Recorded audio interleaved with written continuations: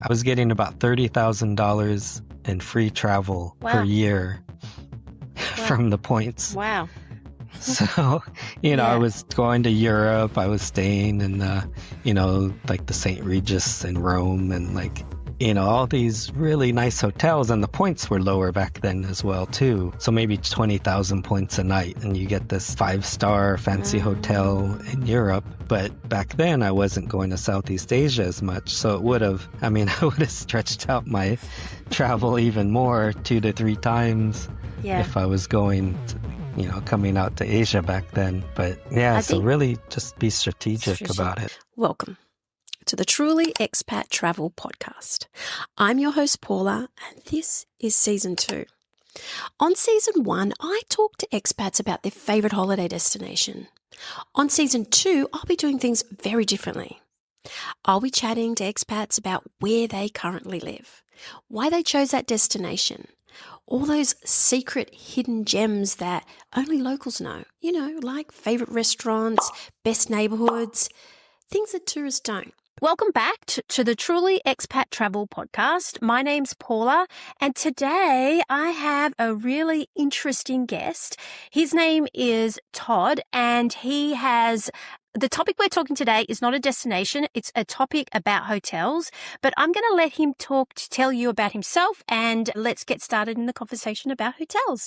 So welcome, Todd. Thank you. Hi, Paula. My name's Todd Hata, and I'm currently a full-time traveler for about 3 or 4 years. And before that, I was living in Mexico City for about 3.5 years. And before that, I was from California originally, but I'm a content creator and been doing that about 8 or 9 years so far. Yeah, so you're not doing quick trips, or maybe you are occasionally doing a quick trip here and there, but generally speaking, we're talking not just days, but months traveling and in hotels. So you are the right person to dive into hotels, loyalty programs, and what we need to know. So let's get started. Okay. So as a long-term nomad, you're not doing, like I said, quick trips. What do you see has changed your approach to booking hotels, and what are you looking at? Well, so I've been doing the hotel loyalty programs for a long time, I think 25 years or so. And so, back then I kind of got the hang of how to get the highest status and, using business or personal credit cards and that kind of thing. So usually my strategy was, stay at the cheapest place you can in the location you need to get the nights, to get the status. But, then once in a while splurge a little in a nice place or with the free night awards or points. And, it's okay for if you're traveling, a week here or there, but once you're out, 365 days a year, it's a much different strategy. Yeah. So before, we'd stay in condos, maybe rent a condo for a month, a Airbnb, but then we started to get more into having a nice hotel or a better location, and maybe we're not cooking, right? Like in Vietnam and Thailand, it's cheaper to go out to eat than to buy all the groceries and prepare it. And the kitchens never have enough, equipment and that kind of thing. So say, oh, okay, we'll just stay in this hotel and it's maybe right near all the food or even connected to a mall, especially when it's hot in the hot season. So that's kind of the new almost must-have feature. If it's hot, if it's 90, 100 degrees, you're not going to walk 10 minutes to go eat. And then if you're going to take a ride share, maybe it's going to cost you $3 or $4 or $5 or even more depending what country you're in. So if you can just walk from your hotel through a corridor into a mall and then have, 50 restaurants to choose from, you don't have to go outside. For, 5 days, you don't have to go outside at all. Because you're a big foodie, because that's another part of your job, right, is that you do a lot of food reviews. So I guess you need to be near restaurants and stuff, right? Because that's your bread and butter. Yeah, that's one of the main things that, I travel for is to eat. Yeah. So especially, being from Southern California, we have every cuisine in the world. And some are really, really good, and some are, it's way better in the country. Yeah. But, if say now, we could say, okay, we miss Thai food. So we'll go to Thailand for a month or two. As you do. Right. And then being in Thailand, there's good Japanese food, there's good American food, there's not good Vietnamese or, Indonesian or so then we'll say, okay, let's go to Vietnam. I'm really craving pho and banh mi. So I'll go to Vietnam for a month or two. And that's kind of what the stomach rules the travel plans. So if I'm the average traveler, how am I gaining points, and how do I know which loyalty program to join? What would you recommend? Well, so the best thing if you're in the US is to get a credit card for either one of the hotels specifically, like Marriott, Hyatt, what else? Hilton, or like Chase Sapphire Reserve, which you can stay at any brand booking through their travel site, or you can trade points to a specific partner. So Capital One or Chase are good for those. Okay. So even American Express. Okay. But I've done all of those as well as hotel programs and airlines too, if you want to fly business and, or just fly for free with points. But, you kind of, if you're not spending 100, 200,000 a year on your credit cards, you have to kind of pick one, so I picked hotels. So I've spent maybe the past year, I've been just using my Hyatt Business Chase card and gaining Hyatt points, gaining night credits, and just focusing on Hyatt. So I became Globalist, the highest level in Hyatt by June this year, and that was 60 nights. Congratulations. Thank you. So would you pick, depending on where you travel, would that be the loyalty program that you would probably pick then? Yeah, it's kind of depending what part of the world. Yeah. Some hotel chains are more prevalent or have better deals. So like Asia, the really good one is Accor, and they're like the Fairmont, the Mercure, Pullman, and even down to Ibis is their low level. So I noticed like a Marriott, say Marriott's like 200 a night in one city in Asia, but a nice comparable Accor like the Pullman might be 100 or 120. Okay. And so it's, you get a similar experience, but for way less. And so what I did was last year I became platinum with Accor, and that was 60 nights stay. Wow. And then now I'll get an upgrade, free breakfast, lounge access. Well, yeah, that was my next question, right? What are some of the benefits of becoming, why am I not just picking the cheapest accommodation somewhere? What are the benefits of being loyal to a brand or a company? So yeah, the main things, so it's room upgrade. Yeah. Sometimes suites, and then, early check-in, late checkout, and especially in Japan and South Korea, they're pretty strict on check-ins at 3 p.m. And there's like, if you go to an off-brand place in Japan, they're going to make you sit until the clock hits 3. That really makes me mad. Yeah, I know. And that just happened a couple of days ago here in Jeju. I'm in South Korea, and we got there at 2. And he's like, no, 3:00 check-in. And it's hot outside. We already went to eat. We went to a cafe. And so I said, okay, I'm just going to sit there on the couch right in front of you until 3:00 because there's AC. And so it's kind of like a waiting game. Like, so 2:40, he kind of finally says, okay, you could check in.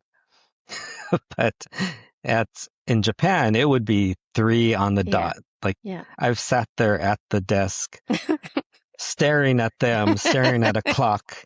And when it hits 3, he turns the computer on. I was so mad. I was like, never again am I staying at a where I don't have status. Because status, sometimes they let you check in early and check out late, right?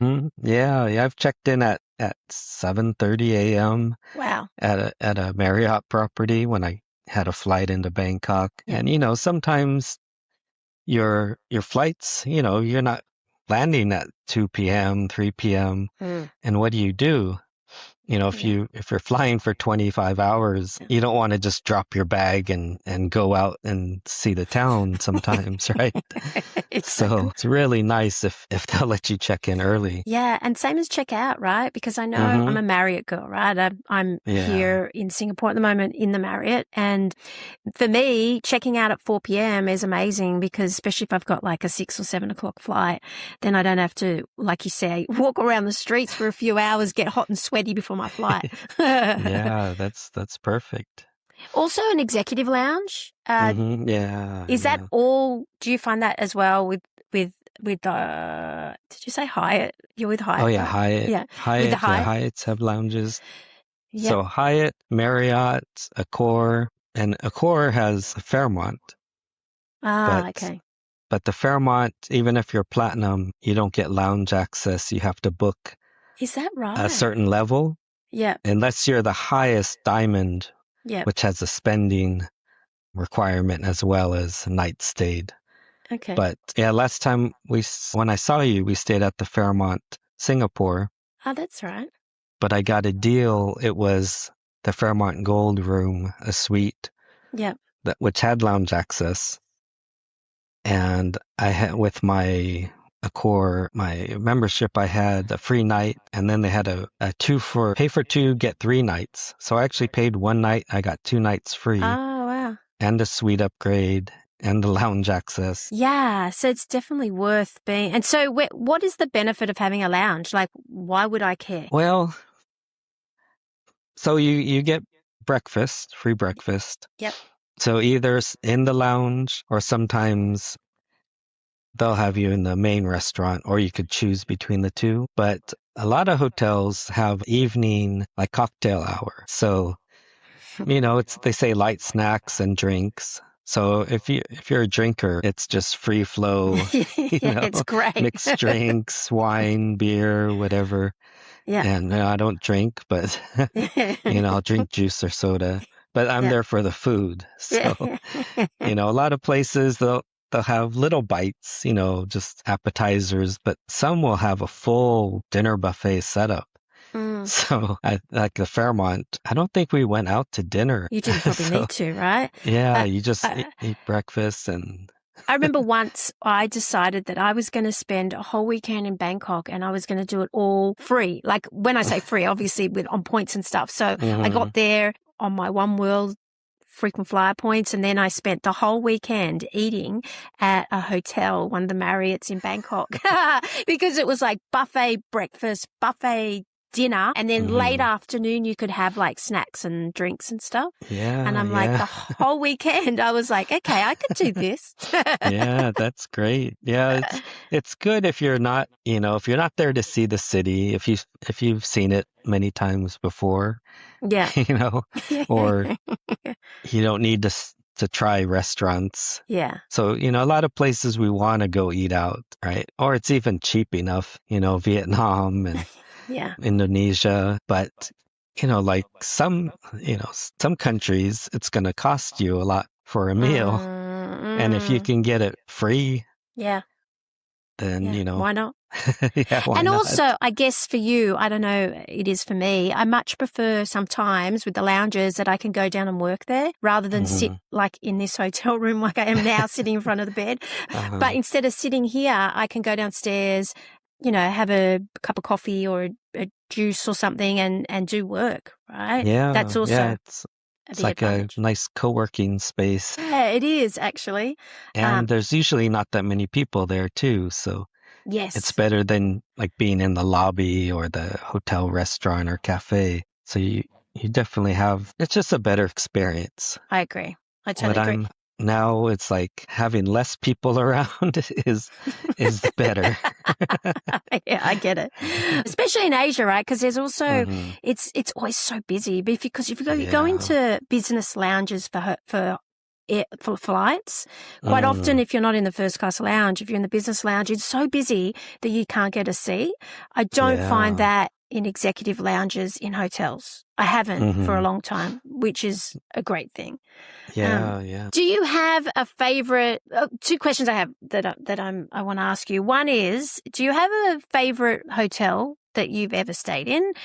And the other question I wanted to know was, when you go to each place, do you stay in the same hotels each time, or do you try something new, or does it depend on where you can use the points, that sort of thing? And okay, no, you know what? I've got 100 questions. Let's go with those Okay. first. So favorite hotels.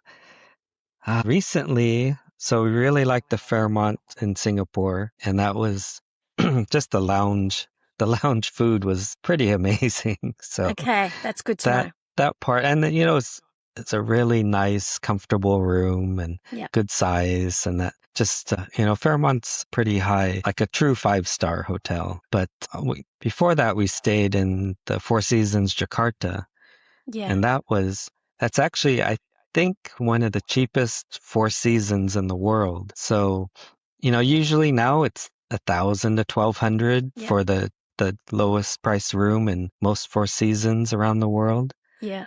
But there through Chase, it was just over 300 for a night. Wow. And then if you book through Chase, Mm. you get $100 food and beverage credit. You Oh. get an upgrade. You get early check-in, late checkout, and free breakfast. Oh, wow. And I used points, which it was like a points booster rate. Yeah. So really, I think I spent 25,000 points or something, which is like Wow.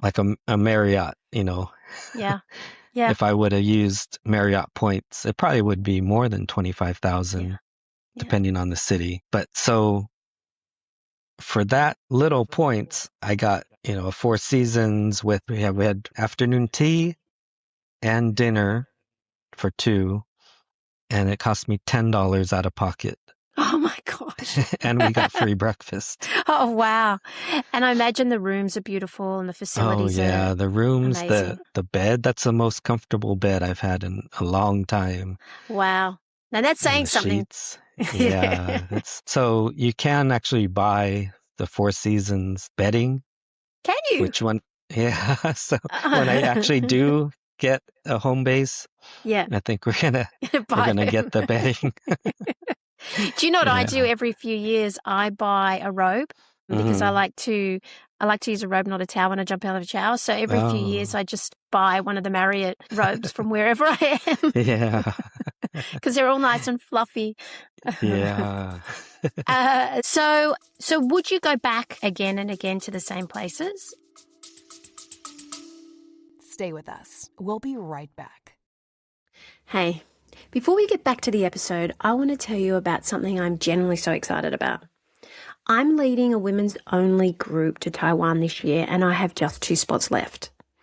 It's called Taiwan Unbound, Temples, Peaks and Island Wonders, and it's exactly what it sounds like. 10 days, just us women, exploring one of Asia's most underrated destinations.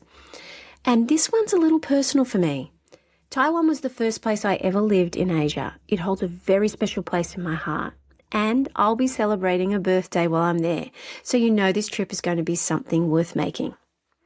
We're talking 4 nights in Taipei, visiting the iconic Taipei 101, wandering through a historic old gold rush town, and releasing sky lanterns at a traditional lantern village.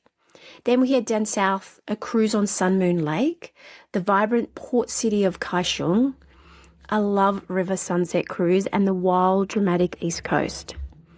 Daily breakfasts, daily breakfasts and airport transfers are included. It's all mapped out, and so you just have to show up and enjoy the trip. This trip is designed for women over 50 who are done waiting for the right time to travel. The time is right now. Taiwan is extraordinary. The group will be incredible, and I'll be there right with you celebrating. But 2 spots only, and the deposit deadline is the end of July. So if this is your calling, don't sit on it. The link is in the show notes. Go have a look, and if you have any questions, reach out. You know where to find me. Okay, back to the show.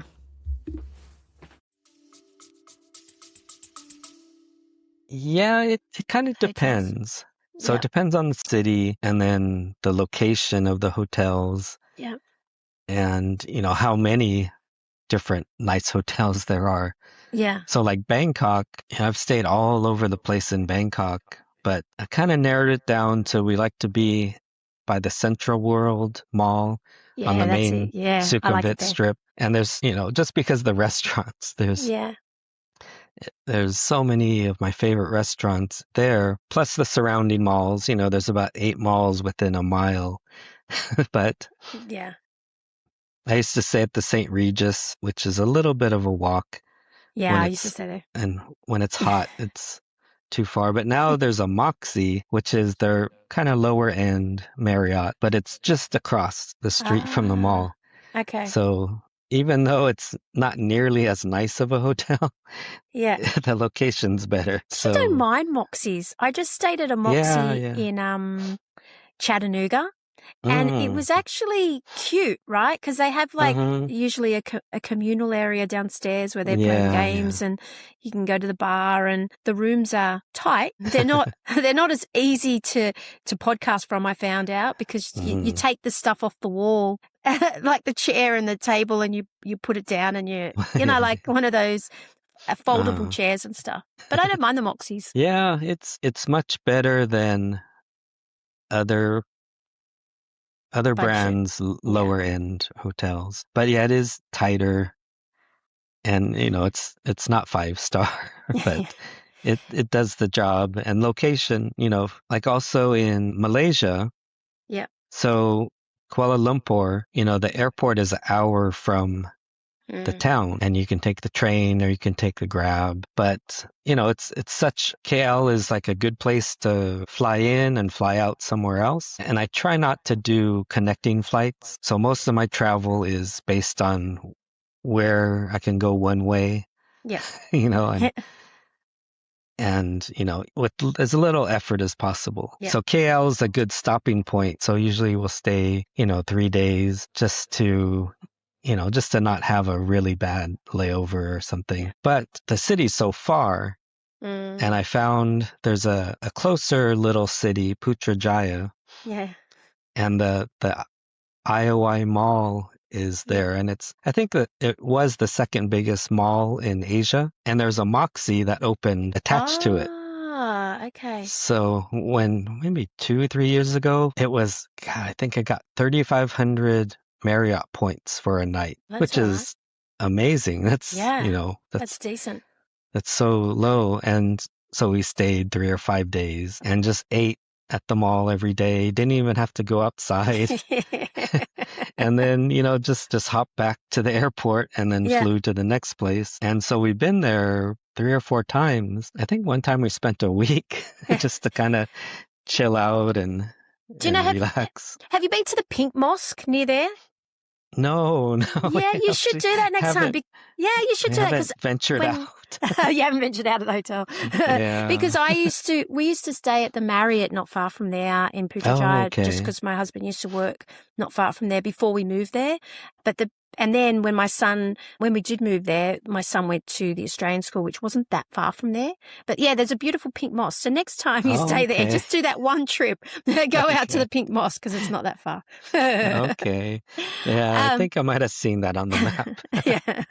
So would you recommend most people would pick one loyalty program and then just go for it? Yeah, if you're not traveling from months of the year, pick one, get the top status, so then the next year you're going to benefit off that status. So like if you earn, say this year 2026 and then so like I hit Globalist maybe early June. So from early June the rest of the year I'm Globalist, but then it carries on to the next year.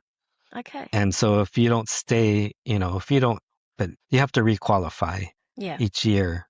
Yeah. But you're if you're not going to requalify the next year, you're still going to have it for that year. So yeah, my goal was to hit it as early as possible so I could benefit the rest of the year. Of course, I'm going to do it next year as well. You can relax a little bit. You don't have to be, trying to get that status. So what is it? I know with Marriott, even if you use points, you still get points for that night stay. Is that the same with the Hyatt as well? Not really. Oh, I'm not sure. Okay. I can't remember. I know some of the programs you do no matter what, and some you don't. Yeah.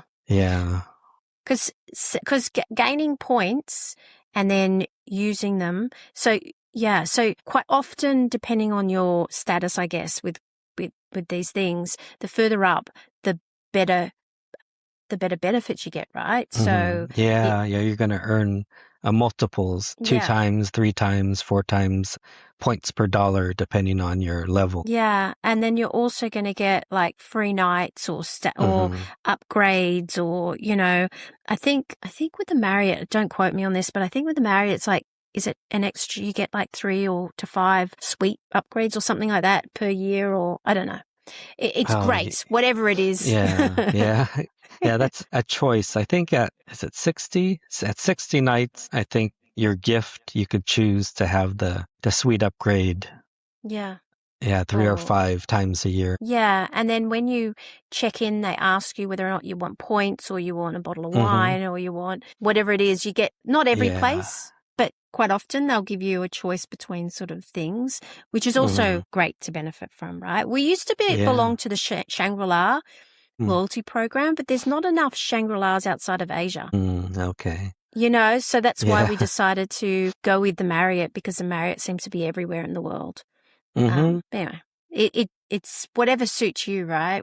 Marriotts have more properties than Hyatt. Hyatt, there's some major cities that don't even have one, or maybe they have one. So, but Marriott, they have so many different brands within Marriott, and they took over Starwood, the Sheraton, and Westin. But Hyatt is buying up a lot of other small brands as well. Yes. So they are actually in Vietnam. They bought the Wink hotels. Oh, did they? Yeah, and there's only 5 or 6 of the Winks, but we stayed, I think it was $35 a night. Oh, wow. Was it Ha Long Bay? No, it was Haiphong, near Ha Long Bay. Yeah. And that's partly how I got Globalist so quickly. Yeah, so that's a trick, right? So you stay somewhere with lower points for a big chunk of your time, and you can gain that status a little bit quicker. Yeah. But they've go. Oh, go ahead. No, but like traveling in the US, you're staying at a Hyatt Regency. It's going to cost you $250, $300 a night. So, but then in Vietnam, you could stay at the Wink Hotel for 1/10 of the price. Yeah. So I think we stayed 2 weeks, 3 weeks or something. So you really rack up the nights quickly. And it was, it's kind of like a Moxie. It's it has that communal space downstairs, and it's small, but we did actually upgrade. I paid to upgrade to the suite because the small room was just too small. And, it cost me, I think, $10 or $15 a day to upgrade to a suite, which is crazy. Crazy when you think about it.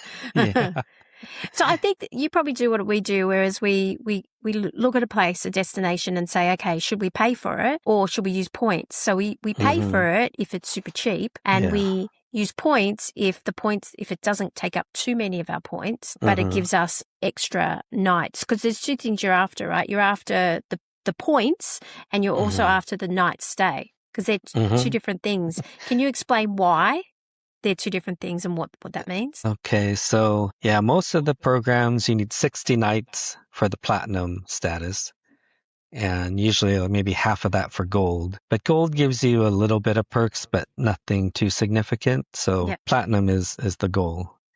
And so points, I don't know. I'll do like you, where you you have to judge whether am I going to spend points on this or am I going to spend dollars? And then either way, most of the time you're going to earn a little bit of points back. And then you just have to rack up the night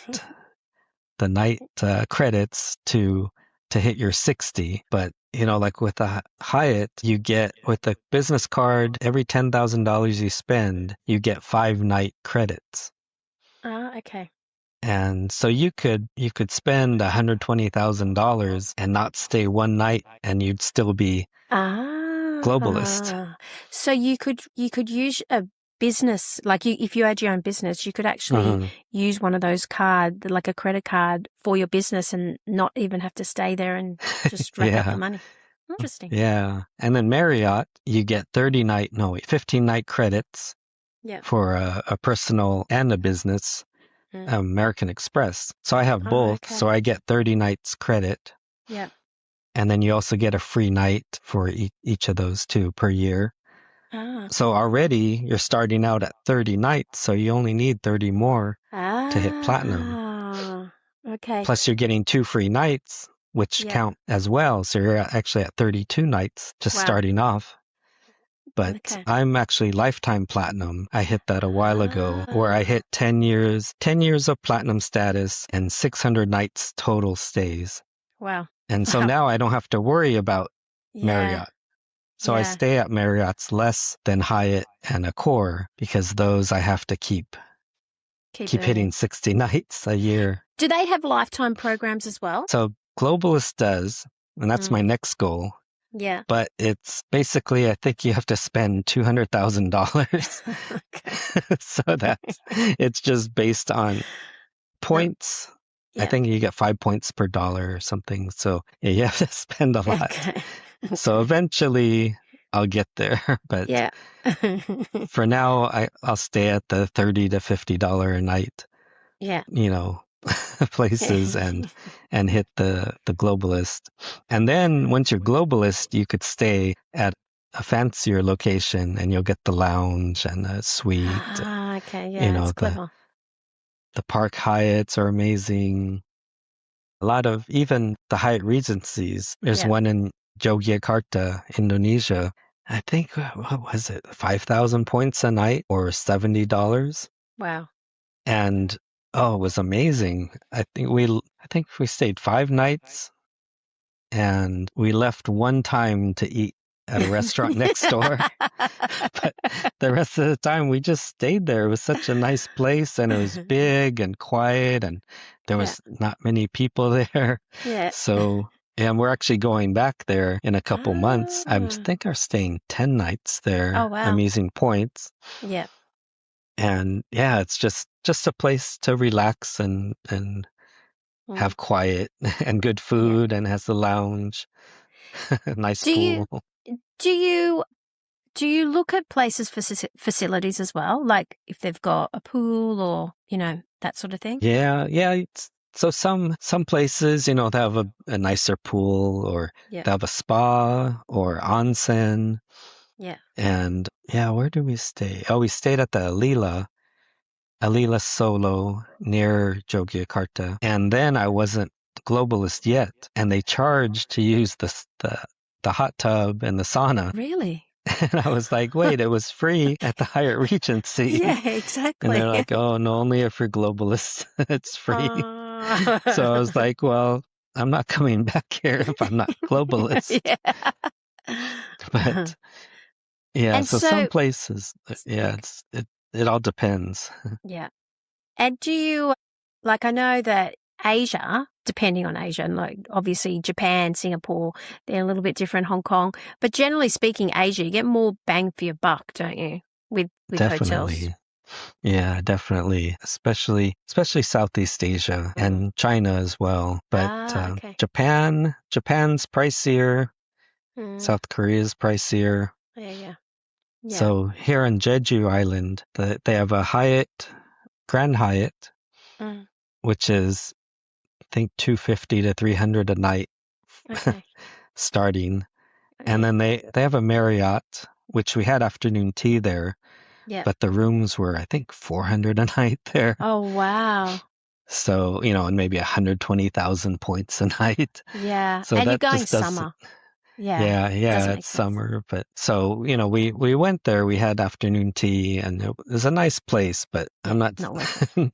not worth 400 a night. So Do you know, that's what surprised me about the US. It was so expensive. All the Marriotts were so expensive. And I don't know if it was because of the destinations that I chose, but I just found, it was pricey. yeah, it's too much. Yeah. I think Compared to here. a lot of it's, the business part of it. The people go for business, the company just pays for it. Yeah. So they Drives charge up the whatever price. they Yeah. want. Drives up the prices, right? So Yeah, it's yeah. sticking to those little places is probably a better option, little towns. Mhm. So for those who are just starting out, I'm starting today. I'm just about to join a loyalty program. What do you think they need to know? Where do I need to start? Well, so first look at the credit cards. So especially the offers, the sign up bonus. So I think Hyatt, you can get 50 or 60,000 points and you have to just spend a certain amount within the first 3 months. So, 60,000 points. If you're staying at a 5,000 a night, that's 12 nights. Yeah. So really, if if you want to get as much as you can and you're not traveling a lot, sign up for one of those, spend everything, put all your auto pay, your bills, electric and all that, Yeah. whatever you could spend on the card. And then you're also going to earn points. So, but then pick a certain, whichever brand is good for where you're traveling. Yeah. So say you're going to Europe, they have Hyatt, they have Marriott. They don't have as many Accor. Mm. And then Accor Platinum, I think, doesn't come with, you don't get breakfast in Europe. You get it in Oh. Asia. So there's some Okay. regional things you have to Yeah. look for as well. Yeah. But I would probably start out with Marriott or Hyatt Mm. or the Chase Sapphire Reserve. And the Reserve you get, it's really expensive now. They just raised the price. I think it's almost 800 a year. Oh. But you get a lot of rebates. Yeah. I get my money back from it. Yeah. So, but it is a lot to spend, but If you you're just not have to traveling. be Yeah. strategic about Yeah. it. Do your research. Yeah. Figure out where it yeah. is. Because I know with Australia, we don't have the credit card like you guys have, And so I think for us in Asia, we do get points for our credit cards, but not as many as when I was talking to someone. It seems like you guys are so lucky because you get so many points, Yeah. with your yeah, credit card systems. It's amazing. When I first started doing the Marriott, it was Starwood back then. So I would just travel for leisure, but quite a bit. But with my business, I was buying inventory on my credit cards. So Smart. I would rack up a lot. Probably, I think I calculated out to I was getting about $30,000 in free travel per Wow. year from the points. Wow. So, I was going to Europe. I was staying in, like the St. Regis in Rome and all these really nice hotels, and the points were lower back then as well too. So maybe 20,000 points a night and you get this 5-star fancy hotel in Europe. But back then I wasn't going to Southeast Asia as much. So it would have, I would have stretched out my travel even more 2 to 3 times. Yeah. If I was going to, coming out to Asia back then. But so really just be strategic about it. And also, like you said, you brought up a good point that not every region is the same. Even though you might belong to a program and you might stay just in Marriott's, not the Sheraton or whatever, they don't. Then it's every hotel's different, every region's different, so you don't get all the benefits. You get most of the benefits. So that's another thing to look at when you're booking, right? Yeah, Not even. assuming. Some may not. I think some Marriotts aren't giving you free breakfast now, and Yes. Yeah, when did that start happening? I don't know. That was like this year. I was so shocked when I had to start paying for. I know it sounds awful, but I had to start paying for my breakfast. I was like, when did that happen? No, that's why you're doing this program, right? Yeah. To get that benefit. Yeah. And so some places are starting to take it away. So a lot through Facebook groups, you just kind of research where you're going, what benefits you're going to get. Yeah. and just maximize it. Or follow you. So how do people get in touch with you? So I'll put it all in the show notes, but how do people get in touch with you? Okay. Well, all my socials, it's at Todd Hata. And usually I'm not posting as much lately, but still a lot of stories and Instagram. Yeah. But yeah, just kind of just showing our lives around Asia. Yeah, and hotels. I love watching your food and I love watching your hotel reviews because it gives you inspiration to go, okay, if I'm going to Jeju, then that's where I should stay and that's what I should eat. So, yeah, definitely give him a follow along. Is there anything else you'd like to add before we end? Oh, I think one of your questions I saw was what was one of my best uses of the points? Yes. So it's a weird, funny story, but my friend, one of my best friends, got married, and he was like, "Oh, I want to go to Thailand and I want to go to Vietnam." And I was like, "Oh, we're gonna be out there at that time, so stay near us so we can meet up." And he's like, "Oh, well, why don't you guys just come along with us for part of it, part of the honeymoon, and we could just because he's an experienced traveler, but kind of likes to be Finer things. led, Okay. He doesn't like to plan everything and doesn't know, what's the best of everything. So I'm like, okay, I think they had 3 weeks, right? They're traveling. So about 2 weeks of it, we traveled with them on their honeymoon. Okay, we're planning it. And he's like, okay, I have, 200,000 IHG points. I have, 100,000 Hyatt points. And he wanted 5-star, beach hotels and stuff. So we're just planning each place. And so I actually had to get a new card to get the bonus, because I didn't have, I was spending my points. I don't keep a high balance of points. But he wanted like Kimpton and Koh Samui and in Bali, we stayed at Alila and another all-inclusive, really fancy place. And I'm like, oh, I don't have enough points.